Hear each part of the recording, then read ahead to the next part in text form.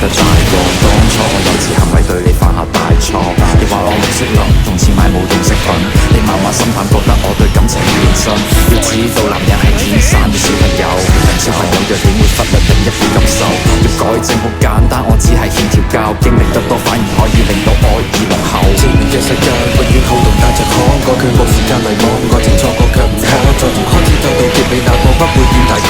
但春天想要找到你，又夠誰可以勸阻？但 UFO 仲有變數，最普通嘅距離世上跳過，不能春天散落每個季節嘅消耗，看着花瓣掉落過程，差不多衰老。重新出發嗎？更渴望